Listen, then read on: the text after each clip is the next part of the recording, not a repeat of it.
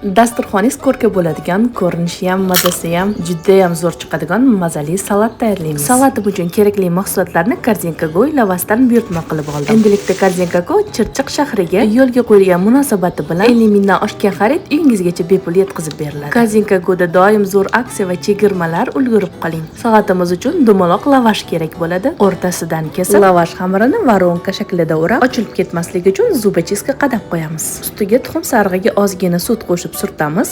Oq kunjut yoki qora sedani sepib, qizib turgan duxovkamizga 15 daqiqaga yuvaramiz. Lavash xamirlarimiz pishib chiqquncha ichiga salatli nachinkamizni tayyorlab olamiz.